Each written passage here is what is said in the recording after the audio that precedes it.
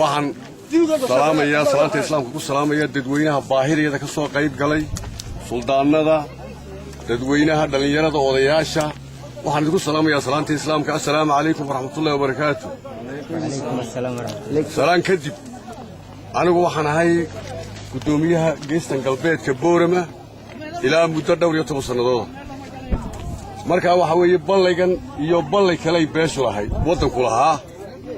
labadii ballayba way niga arkaysaa waa asmeen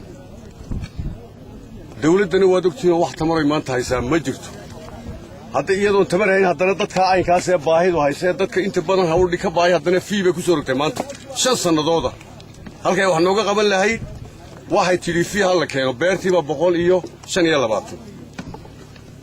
marka dawladda tamarteedu waa sidaa baahida dadkana war uma hayso cid mas'uul ah oo dawladda ka tirsan oo wali wadanka martay bal dadka baahidiisa aragtay jirina ma hayno mas'uuliyiintuna waxaan ka jirnay inay dadka mari jireen oo bal baahida dadka soo koobi jireen meesha maxaa u baahan tahay meesha maxaa ka jira ma dhibaato ka jirta ma abaarba ka jirta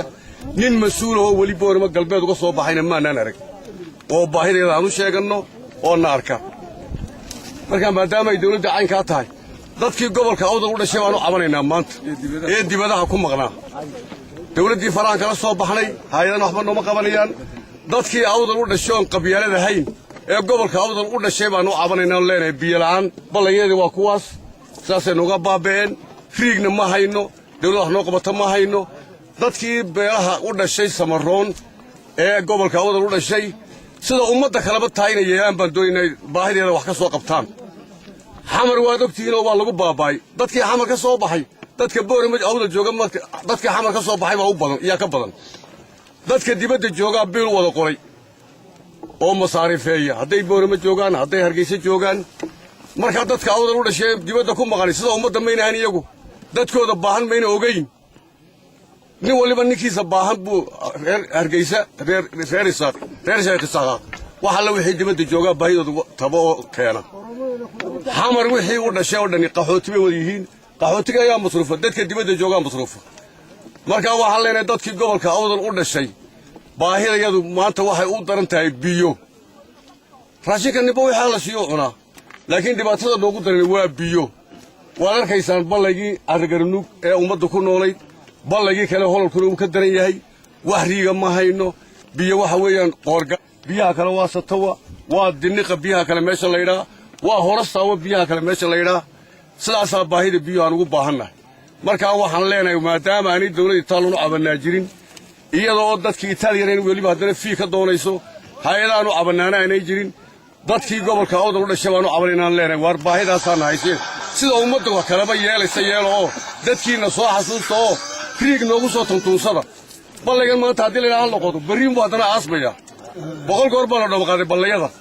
2 sano markuu joogaba bacaadka aasaya waxaan ka codsanaynaa dadkii u dhashay gobolka awdal ee dibadda jooga inay riig noo keenaan oo sida ummaddu baa yeelaysaa yeelaan oo sida qayrkood yeelayo dadkooda oo caawiyaan dadkii awdal u dhashay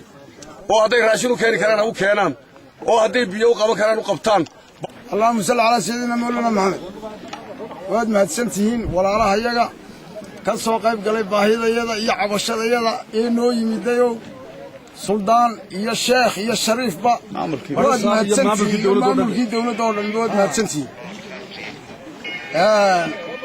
waanan salaamaynaa salaan kadib ballaygan waxaa la yidhahdaa carragarnug waxa ka cabayey ilaa 17 beelood xaaslayda Boorama kolka laga bilaabo ilaa iyo meesha la yiraahdo Shabeelle ilaa Diniqe ilaa iyo Yabargubad ilaa Cidhiidhiga inta ba kacbis labiyo 10 beelood ba kacbis waxana la bilaabay oo la qoday 80 shan iyo 10 sano guuyo jiilaas ma dhibayn waan ku baraadnay dad iyo dunyaba intii ka dambaysa wax dayactir oo hagaagsan lama helin biyo la'aan baa loo go'ay abaarina way noogu biirtay ilaahay uun baan xaqiisa laga nool yahay gaadka iyo biyahana